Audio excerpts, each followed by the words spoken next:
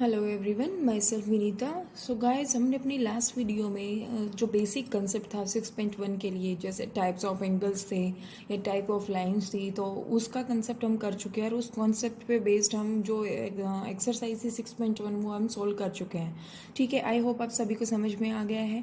और अगर किसी ने वो वीडियोज़ नहीं देखी तो उन वीडियोज़ को दोबारा देखिए, क्योंकि यहाँ पे ये पूरा का पूरा जो है हम बेसिक करा रही हूँ, ये आगे फ्यूचर में भी आपको पास काम आएगा। ठीक है, तो चलिए आज जो हम स्टार्ट करेंगे वो लाइन्स एंड एंगल का 6.2 का कंसेप्ट रहेगा, जो कि हम ट्रांसवर्सल लाइन पे बेस्ड रहेगा।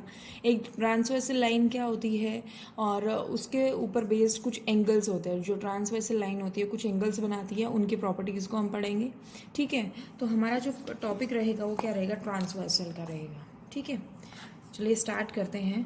हेडिंग डाल लेते हैं यहाँ पे transversal.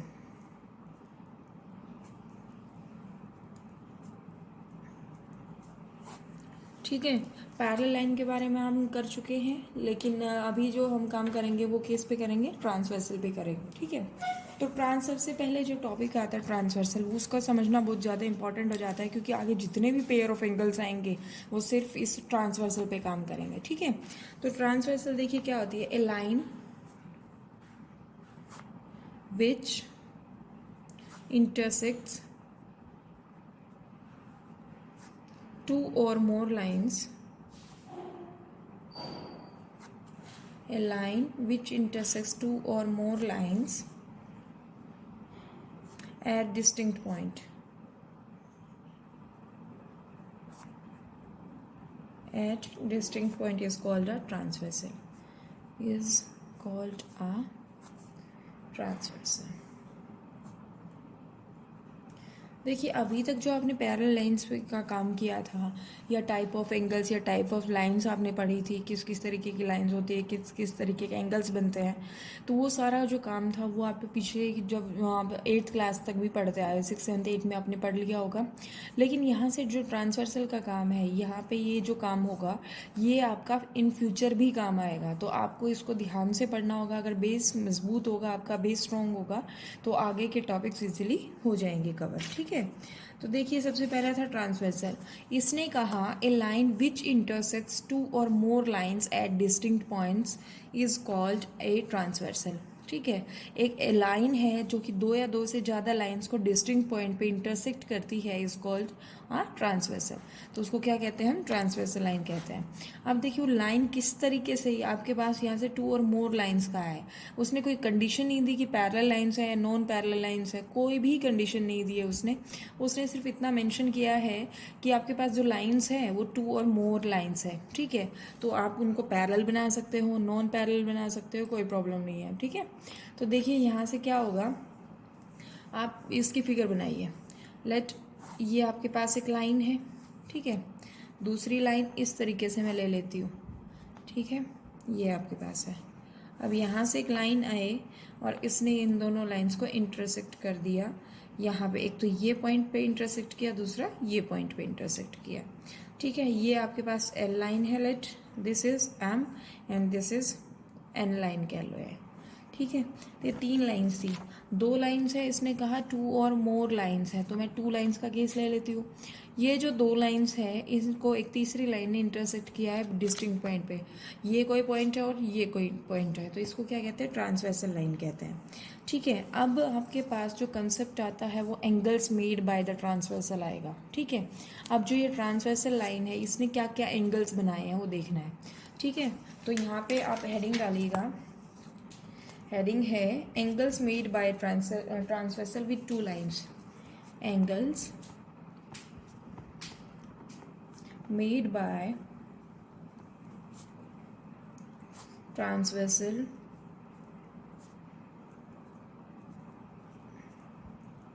with 2 lines, with 2 lines। ये आपके पास हेडिंग रहेगी कि ये जो ट्रांसवर्सल लाइन थी इसने क्या क्या एंगल्स बनाए हैं इस इन 2 लाइंस के साथ। देखिए सबसे पहले ये आपके पास एक एंगल यहाँ पे है। ठीक है, एक एंगल यहाँ पे भी है, ये एक एंगल है और एक एंगल ये है। देखिए इस पॉइंट पे ये 4 एंगल्स बनाए इसने। सेम एज इट इज़ यहाँ पे इसको पी पॉइंट मान लेते हैं, ठीक है, इसको क्यू पॉइंट मान लेते हैं। तो एक एंगल तो ये हो गया, ठीक है, एक ये है, एक ये है और एक ये है। तो ये जो ट्रांसवर्सल लाइन थी, इसने इन दोनों लाइंस के साथ कुल मिला के 8 एंगल्स बनाए हैं, ठीक है। अब इन 8 के 8 जो एंगल्स है, 8 एंगल्स जो फॉर्मेशन हुई, उनका कुछ नाम होता है, कुछ पेयरिंग में होता है, उनका कुछ रिजल्ट होता है कि सम कितना होता है, क्या बाहर मतलब एक्सटीरियर इंटीरियर कौन सा पार्ट होता है, वो देखना है। देखिए यहाँ पे इन दोनों लाइंस के बीच वाले पार्ट को बोलते हैं हम इंटीरियर, ठीक है, ये इंटीरियर पार्ट हो गया। और ये क्या हो गया आपका एक्सटीरियर पार्ट, ये भी एक्सटीरियर है, ये भी एक्सटीरियर है। ऐसी बात नहीं है कि लाइन के इस साइड वाले पार्ट ही एक्सटीरियर या इंटीरियर होगा, सेम आपके पास इधर भी होगा, ये भी इंटीरियर काउंट होता है, ये एक्सटीरियर, ठीक है। तो ये आपके पास, ये तो कुछ बेसिक ही कंसेप्ट था, ठीक है। तो अब देखिए इनका नाम रख लेते हैं, इनको नाम दे देते हैं। ये एंगल 1 है, ये एंगल 2 है, ये 3 है एंड दिस इज 4 एंगल, ये 5 है, ये 6, that is 7 and this is 8। ये 8 एंगल्स बन गए, ठीक है। अब ये जो कंसेप्ट मैं बताने जा रही हूँ उसको थोड़ा सा ध्यान से पढ़िएगा, आप किस तरीके से इसको समझना है वो देखिएगा, बिल्कुल फोकस के साथ आपको समझना है, वरना समझ नहीं आएगा, ठीक है। तो सबसे जो पहला जो आपके पास आता है वो एक्सटीरियर एंगल्स आते हैं, ठीक है। पहला एंगल क्या है, exterior angles, exterior angles. 3 lines ही एक दूसरे को कट किया, इस तरीके से आपके पास ये आया, ठीक है। अब ये जो ट्रांसवर्सल लाइन थी एन, इसने एल और एम के साथ 8 एंगल्स बनाए। अब पहला जो कंसेप्ट है वो क्या है, एक्सटीरियर एंगल्स क्या होते हैं। अब आपको दिख ही रहा होगा, जो 2 है, 3 है और 7 एंड 8, ये 4 के चारों एंगल्स क्या है, एक्सटीरियर एंगल है। तो यहाँ से मैं कह सकती हूँ angle 2, angle 3, angle 7 and angle 8 are exterior angles.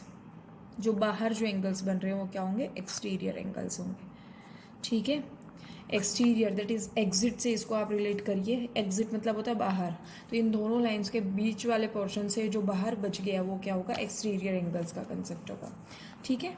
आगे है angle interior angles, interior angles.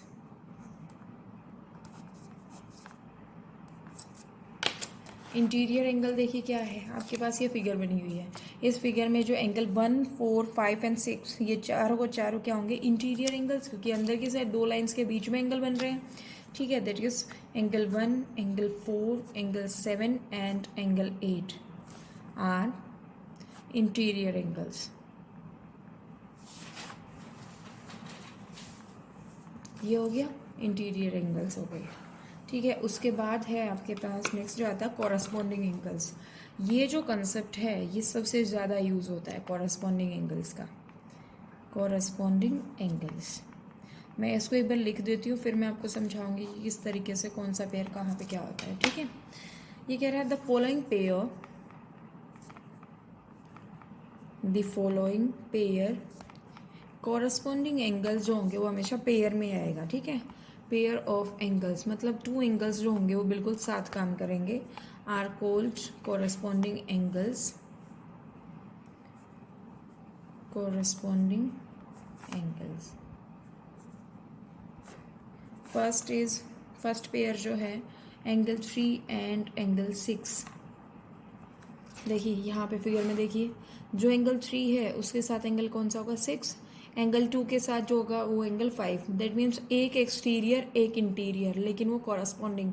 यहाँ पे अगर एक लाइन है एल और ये एन है, तो एल और एन के बीच में जो एंगल बन रहा है एक्सटीरियर की साइड, वो क्या होगा, एम और एन के बीच जो इंटीरियर में जो एंगल बन रहा है वो पार्ट होगा, ठीक है। ये आपको ध्यान देना है कॉरस्पॉन्डिंग एंगल का कंसेप्ट। 3 के साथ एंगल 6 का पेयर आएगा, 2 के साथ 5 का पेयर आएगा, 4 के साथ 7 का एंड 1 के साथ 8 का, 4 पेयर बनते हैं कॉरस्पॉन्डिंग एंगल्स के, ठीक है। दोबारा से मैं बता रही हूँ, 2 के साथ 5, 1 के साथ 8, मतलब एक अंदर वाला एक बाहर वाला, ये वाला कंसेप्ट लगेगा इसमें। लाइंस के जो राइट साइड है उसमें देखिए एक एक्सटीरियर एक इंटीरियर, एक इंटीरियर एक एक्सटीरियर, ठीक है। उसके बाद सेम लेफ्ट साइड भी आपके पास यही तरीका आपको अप्लाई करना है, एक एक्सटीरियर हो गया, एक एंगल इंटीरियर हो गया, दूसरा इंटीरियर हो गया और देन एक्सटीरियर हो गया। तो ये कंसेप्ट आपको ध्यान रखना है कॉरस्पॉन्डिंग एंगल्स का। एंगल 3 एंड एंगल 6 हो गया, second is angle 2 and angle 5। Angle जो आपके पास है next is 1 and 8, 1 and 8, and fourth one is angle 4 and angle 7। ठीक है, ये आपके पास कंसेप्ट आया कॉरस्पॉन्डिंग एंगल्स का। देखिए सबसे पहले हमने क्या पढ़ा, ट्रांसवर्सल क्या होता है।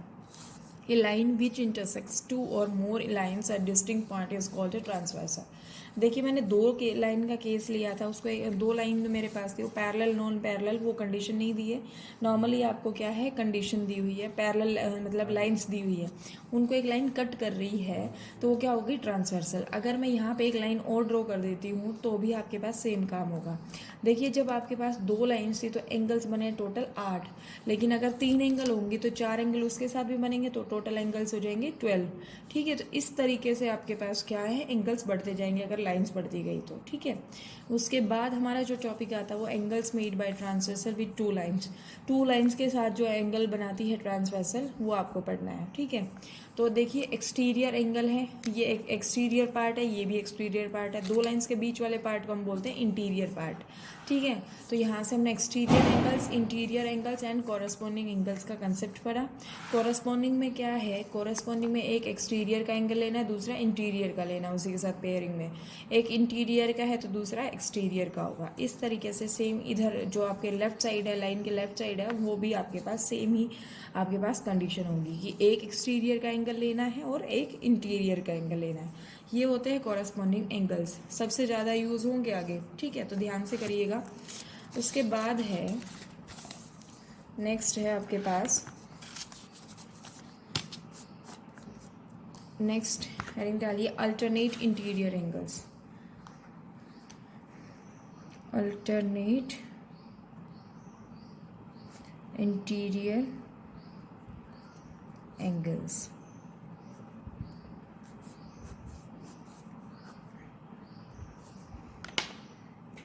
देखिए आपके पास मैं सिंपली लाइन बना लेती हूँ, ये लाइन थी और एक ये लाइन थी। ठीक है, इसको इसने ऐसे कट किया।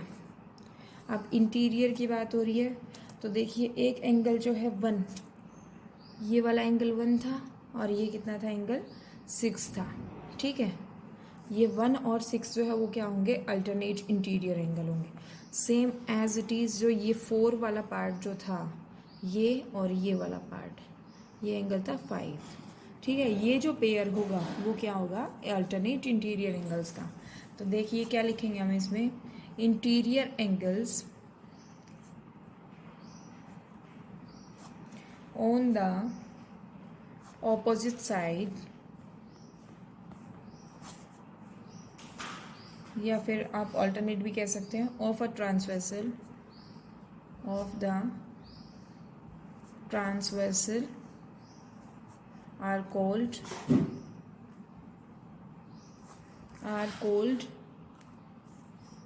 alternate interior angles।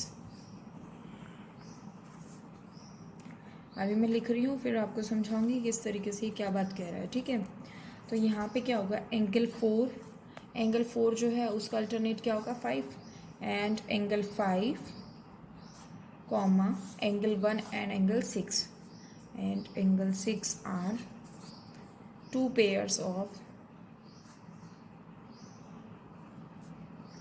alternate interior angles।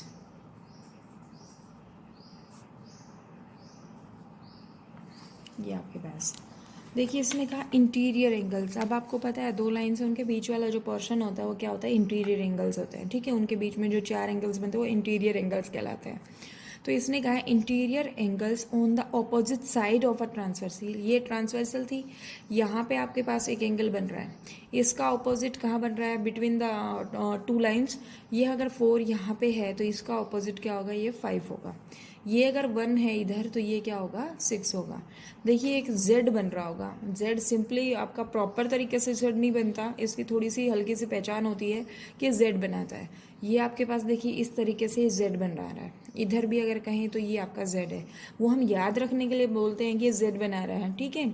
अगर ये आपके पास देखिए z तो आपके पास दोनों लाइंस पैरेलल होती है, लेकिन इसमें तो पैरेलल नहीं है, बस हम याद कर रहे हैं इसको कि इसमें अल्टरनेट इंटीरियर एंगल्स में क्या होता है, z बनता है, ठीक है। तो ये आपके पास हो गया, ये कंसेप्ट था अल्टरनेट इंटीरियर एंगल्स की ही बात करेंगे, जो कि ऑपोजिट साइड्स होंगे, वो आपके पास पेयरिंग में होता है। देखिए जो कॉरस्पॉन्डिंग एंगल्स होता है, अल्टरनेट इंटीरियर एंगल्स होते हैं, या फिर अल्टरनेट एक्सटीरियर एंगल्स जो होते हैं, या कॉन्जिक्यूटिव इंटीरियर एंगल्स जो होते हैं, वो सारे के सारे क्या होते हैं, पेयर में काम आते हैं, मतलब पेयर में काम करेंगे। आप इंडिविजुअली एक एंगल को नहीं कह सकते, आपको उसका पेयर भी लेना पड़ेगा, उसके साथ का जो एंगल है वो भी लेना पड़ेगा, ठीक है।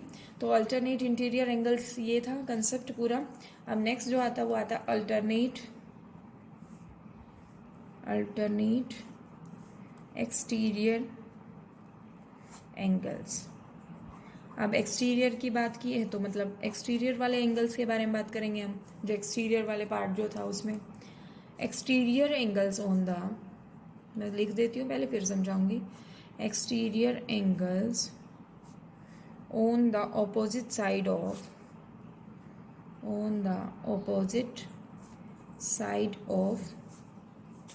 the transversal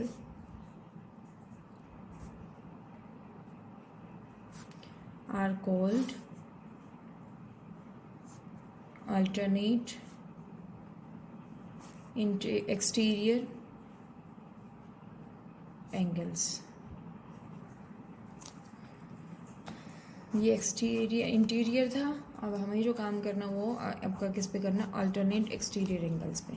सेम ही आपके पास कंसेप्ट है, तो मैं दो लाइन्स ड्रॉ कर लेती हूँ।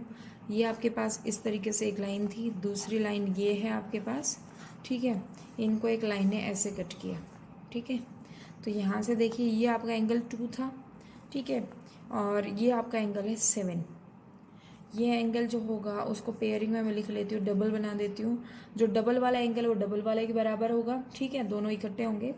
ये आपके पास है 3 और ये क्या है आपका, यहाँ पे आपका आएगा 8, क्योंकि एक्सटीरियर की बात कर रहे हैं तो ये 8 आएगा यहाँ पे, ठीक है। इसने कहा एक्सटीरियर, क्योंकि चारों ही एंगल्स बाहर के एक्सटीरियर एंगल्स हैं। Exterior angles on the opposite side of the transversal, same काम जो इंटीरियर में आपने किया था सेम काम आपको एक्सटीरियर में करना है।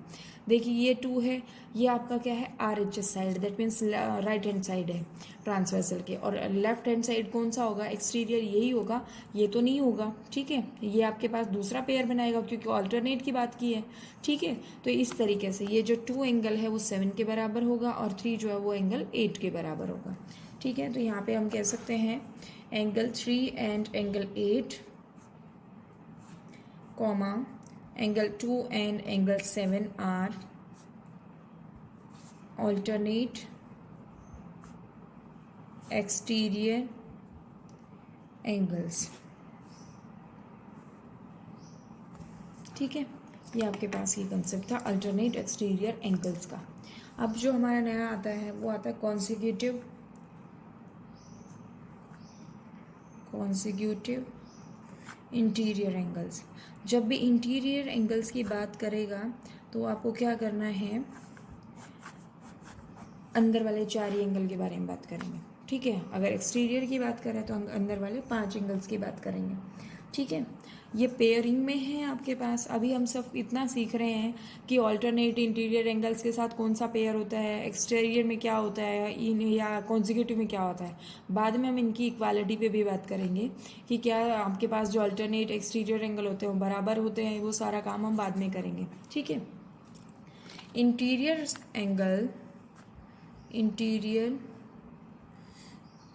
angles on the same side of the transversal. देखिए ऊपर के जो हमने alternate interior and alternate exterior पढ़ा है वो हमने अपोजिट साइड में पढ़ा है। कॉन्जिक्यूटिव क्या कह रहा है, सेम साइड में होना चाहिए। On the same side of transversal are called consecutive interior angles,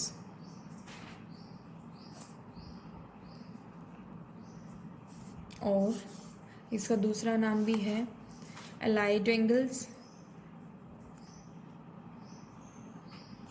और कोइंटीरियर एंगल्स। इसका जो सबसे ज़्यादा हम नाम यूज़ करेंगे वो ये आपके पास जो कोइंटीरियर एंगल्स का होगा ये नाम यूज़ करेंगे। ठीक है, तो इसके 3 नाम हो गए। एक तो आपके पास है कॉन्जिक्यूटिव इंटीरियर एंगल्स, या फिर इनको कह सकते हैं अलाइड एंगल्स, या फिर इनको कह सकते हैं कोइंटीरियर एंगल्स। तो आपके क्वेश्चन में इन तीनों में से कोई भी नाम यूज़ किया जाए तो आपको समझ आ जाना चाहिए कि किसकी बात कर रहा है ये। ठीक है, तो देखिए यहाँ पे आपके पास सेम आप क्या करोगे, 2 लाइन्स ड्रॉ करोगे, उनको एक ट्रांसवर्सल कट कर रही है। ठीक है, यहाँ से इस तरीके से। तो देखिए अब जो आपके पास थे ये जो एंगल सेम की बात कर रहा है, तो यहाँ पे ये एंगल 1 था, ये एंगल 5 था, ये आपके पास 6 होगा, और ये क्या होगा एंगल, यहाँ कितना था, ये 4। ठीक है, इनकी बात कर रहे हैं। तो देखिए सेम साइड दैट इज़ 1 और 5 जो है वो कोइंटीरियर एंगल्स है या अलाइड एंगल्स है, और 4 एंड 6 जो है वो क्या है, अलाइड एंगल या कोइंटीरियर एंगल्स है। ठीक है, तो यहाँ हम लिख सकते हैं angle 4 and angle 6 comma 1 and 5 are two pairs of co-interior angles. Co-interior angles। देखिए जो मैं अभी टॉपिक समझा रही हूँ, कंसेप्ट समझा रही हूँ, उसको प्रॉपर तरीके से देख रहे हैं आप, तो इसको ध्यान से समझिएगा, क्योंकि ऐसा नहीं है कि आपके पास आपको एक बार में समझ में आ जाएगा। इसको प्रैक्टिस करोगे, ध्यान से समझोगे तो ही आपको आएगा ये, अदरवाइज आपको क्लियर नहीं होगा ये।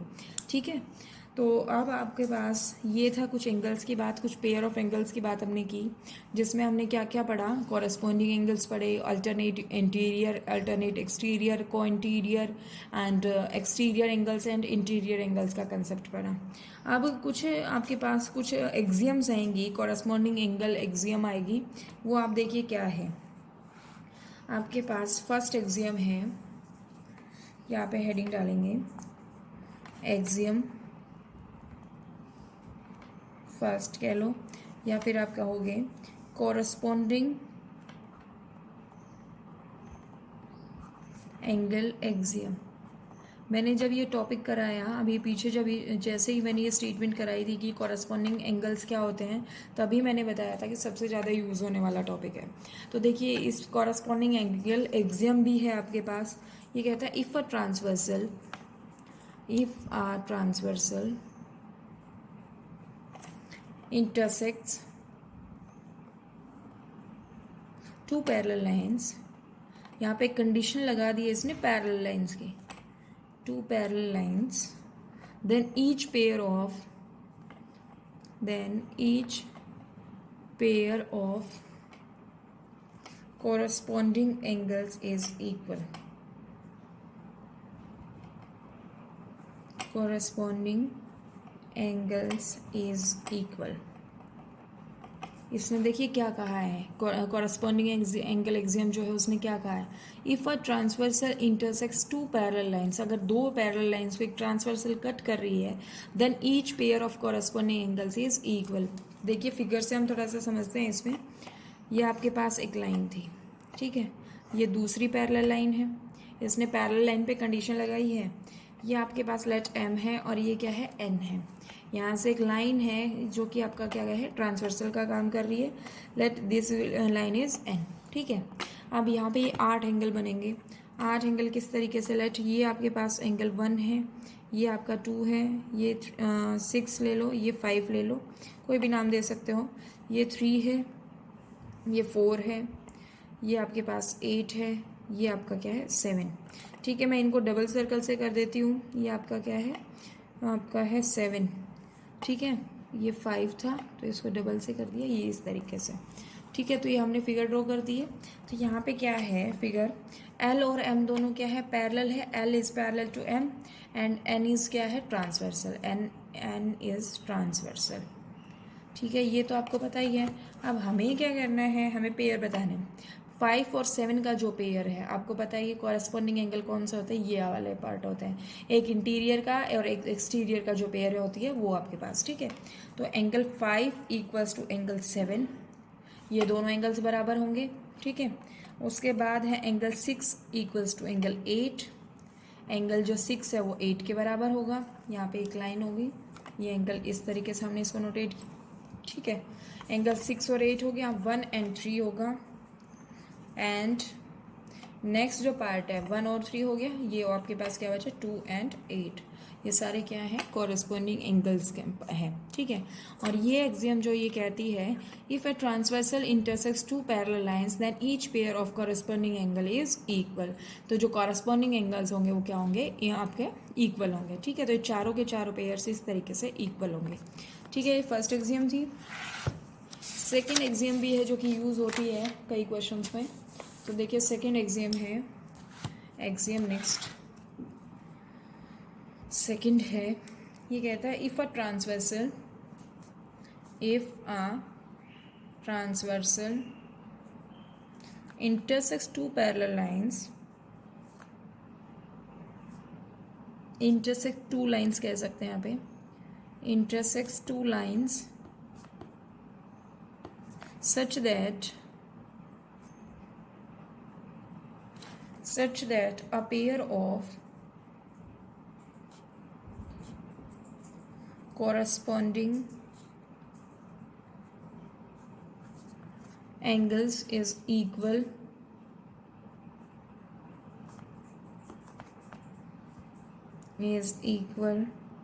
then the lines are parallel,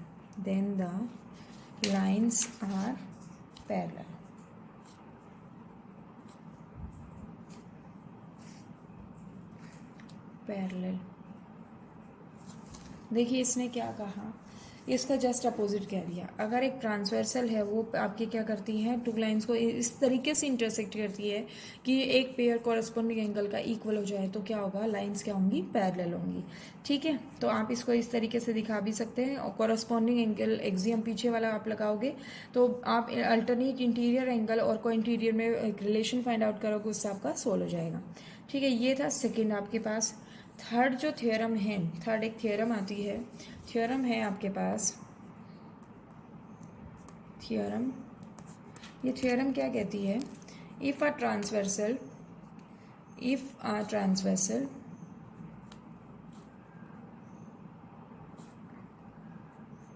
intersects two parallel lines,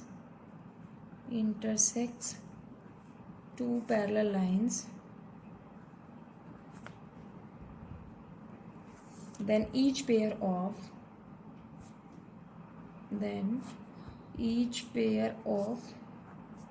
alternate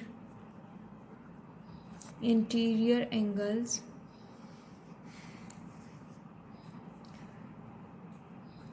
is equal। ठीक है, ये इसने बात की। देखिए इसका प्रूफ हम कर सकते हैं, हालांकि पेपर में ये प्रूफ नहीं पूछा जाता। ठीक है, तो इसका आपका सिलेबस में प्रूफ दिया भी नहीं हुआ, फिर मैं प्रूफ करा रही हूँ, आपको समझने की कोशिश कीजिएगा। देखिए यहाँ पे 2 लाइन्स है, ये आपके पास 2 लाइन्स, पैरेलल की बात की थी, पैरेलल लाइन्स हमने ड्रॉ कर ली हैं। यहाँ से इस तरीके से एक लाइन आपकी इंटरसेक्ट कर रही है। ठीक है, ये आपके पास है 1 एंगल, ये आपका क्या है 4 हम कह सकते हैं, ये 3 एंड ये क्या है 6। ठीक है, ये है 2, ये है 5, इस तरीके से आप इनको लिख लीजिए, क्योंकि हमें क्या करना है, ऑल्टरनेट इंटीरियर की बात की है, 6 और 5 का रिलेशन चाहिए, 3 एंड 2 का रिलेशन चाहिए, तो ये आप इस तरीके से आप लिखोगे इनको। तो देखिए यहाँ पे क्या होगा, आप यहाँ पे सबसे पहले गिवन लिखोगे। गिवन में क्या है, ए ट्रांसवर्सल एम एन, इसको आप क्या दे दो, एम नाम दे दो, ये आपके पास एन है। ठीक है, ये आपके पास है A B and this is C D line. ठीक है, ये आपके पास इस तरीके से जो जो हमें गिवन है, वो जो जो हमें पता है वो सारा हम लिखेंगे। गिवन में क्या लिखेंगे, transversal, a transversal M N intersecting lines AB and CD where AB और CD में कैसा रिलेशन है, दोनों पैरेलल है, where AB is parallel to CD, ये आपको दिया हुआ है। ठीक है, प्रूव क्या करना है, टू प्रूव में आप क्या लिखोगे, आपको क्या दिखाना है, एंगल 3 और एंगल 2 बराबर है, that is angle 3 equals to angle 2 दिखाना है, एंड एंगल 6 जो है वो एंगल 5 के बराबर दिखाना है, ये आपको प्रूव करना है। ठीक है, अब यहाँ से देखिए आपको क्या करना होगा, ये आपके पास प्रूफ शुरू करते हैं। प्रूफ में जो जो हमें चीज़ें पता है, 1 और 2 ये क्या है, कॉरस्पॉन्डिंग एंगल्स है। और अभी हमने कहा कि जो कॉरस्पॉन्डिंग एंगल्स होते हैं वो इक्वल होते हैं। तो एंगल 1 जो है वो एंगल 2 के बराबर होगा। ये किससे आएगा, कॉरस्पॉन्डिंग से आएगा। 1 और 2 जो है वो कॉरस्पॉन्डिंग एंगल्स है। अभी हमने लास्ट में एक एक्सियम पढ़ा है कि जो आपके पास जो कॉरस्पॉन्डिंग एंगल्स का पेयर होता है वो इक्वल होता है। ठीक है, 1 और 2 आपके पास क्या हो गए, कॉरस्पॉन्डिंग एंगल्स हो गए। अब मैं कह सकती हूँ 1 और 3 जो है वो वर्टिकली ऑपोजिट एंगल्स हैं। तो यहाँ पे क्या आएगा, एंगल 1 इक्वल्स टू एंगल 3। ये क्या होगा, वर्टिकली ऑपोजिट एंगल्स का कंसेप्ट लगेगा यहाँ पे, वर्टिकली ऑपोजिट एंगल्स। ठीक है, ये आपने इस तरीके से लगाया। अब देखिए ये आपके पास जो है 1 जो है 2 के बराबर है और 1 जो है 3 के बराबर। तो मैं यहाँ से कह सकती हूँ एंगल 2 एंड एंगल 3 भी क्या होंगे, बराबर। Implies that angle 2 equals to angle 3। ये आपने एक एंगल का पेयर आपने इक्वल दिखा दिया है यहाँ से। ठीक है, सिमिलरली करके आप कह सकते हो, सिमिलरली एंगल 4 एंड एंगल 5, ये जो एंगल 4 है वो ये 5 के बराबर होगा, क्योंकि ये क्या है, कॉरस्पॉन्डिंग एंगल्स हैं। Angle 4 equals to angle 5, that is corresponding angles, corresponding angles. ठीक है, अब मैं यहाँ से कह सकती हूँ कि जो 4 है वो 6 के बराबर भी है। एंगल 4 इक्वल्स टू क्या है, एंगल 6। ये कॉन्सेप्ट क्या लगा, vertically opposite angle.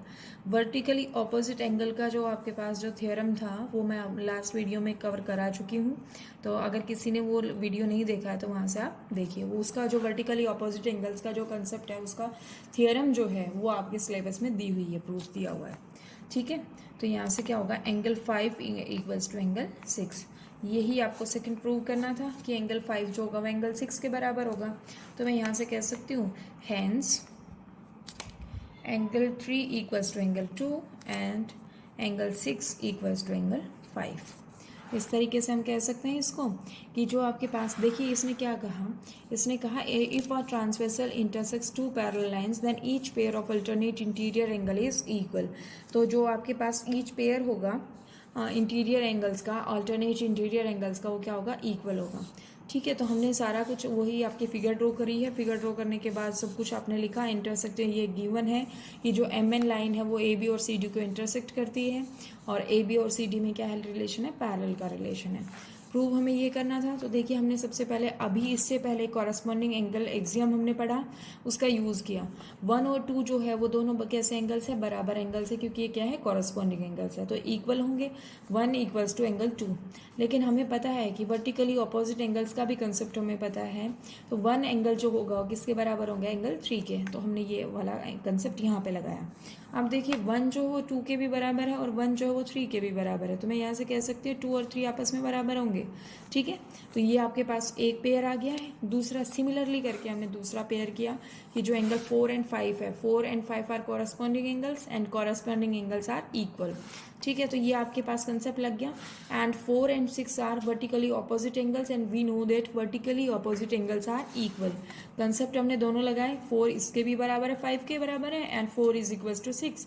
Then we can say that 5 is equal to angle 6। ठीक है, तो ये कंसेप्ट हमने यूज़ करके कॉरस्पॉन्डिंग एंगल्स का एंड वर्टिकली ऑपोजिट एंगल का, देखिए हमने सिर्फ 2 वही कंसेप्ट यूज़ किए जो हमने इससे पहले पढ़े हैं। ठीक है, तो आपको ज़्यादा डिटेल बाहर कहीं नहीं जाना है, आपको बस जितना पढ़ाया गया है उसी को आप ध्यान रखिएगा, वो सफिशिएंट है।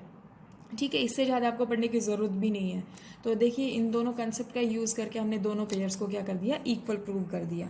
तो ये आपके पास थी थ्योरम। ठीक है, अब देखिए नेक्स्ट जो है वो कुछ एग्जाम्पल्स आते हैं। एग्जाम्पल मैं एक दो करा देती हूँ आपको।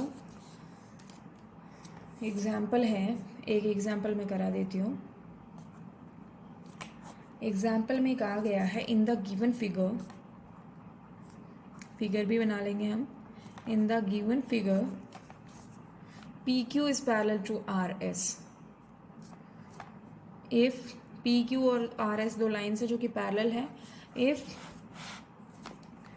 MNQ एंगल जो है MNQ इक्वल्स टू है 130 degree, then find the value of, then find the value of x and y।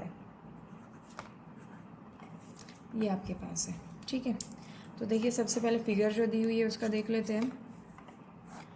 ये आपके पास है 2 लाइंस, ये इसको हम कहेंगे P Q and this is R S, ठीक है। इसको एक लाइन एम एन ने इंटरसेक्ट किया है इस तरीके से, ये आपके पास है point M and this is N, ठीक है। अब यहाँ पे देखिए ये जो पॉइंट था एन, या हम कुछ और भी नाम दे सकते हो, कोई प्रॉब्लम नहीं है उसमें। एम एन क्यू की बात की है इसने, एम एन क्यू है, तो ये जो एन है ना वो यहाँ पे है, ठीक है, यहाँ पे है। इसको आप कोई भी और नाम दीजिए, इसको हम दे लेते हैं एम टी दे लेते हैं, ठीक है। एम एन क्यू, ये एंगल इसने दिया है, ये कितना है 130 डिग्री का है, ठीक है। और एक्स जो है वो ये एंगल यहाँ पे है, और वाई जो है वो एंगल यहाँ पे है, ठीक है। इस तरीके से इसने सारी चीज़ें दी हुई है, एक्स एंड वाई की हमें वैल्यू फाइंड आउट करनी है, ठीक है। तो देखिए सॉल्यूशन किस तरीके से करेंगे। P Q parallel to R S इसने दिया हुआ है, पी क्यू और जो है आर एस दोनों क्या है, पैरेलल है। तो यहाँ पे इसको लेट में कर लेती हूँ, 1 एंगल मान लेती हूँ, ठीक है। तो एम एन क्यू जो होगा वो 1 के बराबर होगा कॉरेस्पॉन्डिंग एंगल से। तो यहाँ से क्या होगा, M N Q implies that M N Q जो होगा वह एंगल 1 के बराबर होगा, ठीक है। ये क्यों होगा, क्योंकि ये क्या है, कॉरेस्पॉन्डिंग एंगल्स है, कॉरेस्पॉन्डिंग एंगल्स, ठीक है। अभी हमने कंसेप्ट पढ़ लिया है कॉरेस्पॉन्डिंग एंगल्स का। तो जो एम एन क्यू होगा दैट इज़ 130 और 1 जो होंगे वो दोनों बराबर होगा। तो यहाँ से क्या आया, एंगल 1 की वैल्यू कितनी आ गई, 130, ठीक है। ये आपके पास आ गया इतना। अब देखिए नेक्स्ट हमें क्या करना है, हमें तो x की वैल्यू चाहिए, x क्या होगा ये हमें चाहिए। तो ये आपके पास 1 आ गया है, और ये आपके पास एक स्ट्रेट लाइन है। तो हमें पता है स्ट्रेट लाइन जो होती है 180 डिग्री का एंगल बनाती है, ठीक है। तो मैं यहाँ से कह सकती हूँ नाउ एंगल x या x प्लस एंगल 1 जो है वो कितना होगा, 180 डिग्री। ये किससे होगा, ये लीनियर पेयर से होगा, ठीक है। तो x की वैल्यू आप सोल्व कीजिए, 180 माइनस कितना होगा 130, तो x की वैल्यू कितनी आ गई आपके पास, 50 डिग्री आ गई, ठीक है। x की वैल्यू आई वो आपकी कितनी आई, 50 डिग्री आ गई। अब हमें क्या करना है, 1 की वैल्यू चाहिए। तो आप यहाँ से कह सकते हो कि जो एंगल 1 है वो किसके बराबर है, y के बराबर है, क्योंकि ये क्या है, वर्टिकली ऑपोजिट एंगल्स का कंसेप्ट लगेगा यहाँ पे। y जो होगा वो एंगल 1 के बराबर होगा। अब एंगल 1 कितना है, 130 के बराबर है। तो यहाँ से क्या कहोगे, y इक्वल्स टू 130। तो देखिए हमें 2 ही एंगल्स चाहिए थे, दोनों की वैल्यू हमने यहाँ से फाइंड आउट कर दी है। आपने कुछ नहीं किया, आपने कॉरेस्पॉन्डिंग एंगल्स का और vertically opposite angle and linear pair का कंसेप्ट लगाया। जो जो चीज़ें आपको पता है वो सारी इसमें लगा के देखिए, अप्लाई कीजिए, उसी से क्वेश्चन सॉल्व हो जाएगा, ठीक है। तो आज की वीडियो में बस इतना ही। नेक्स्ट वीडियो में हम कुछ क्वेश्चंस और थ्योरम्स करेंगे, तो तब तक के लिए आप इनको प्रैक्टिस कीजिएगा, और कुछ भी समझ नहीं आता तो आप हमें कमेंट सेक्शन में बता सकते हैं। So thank you so much.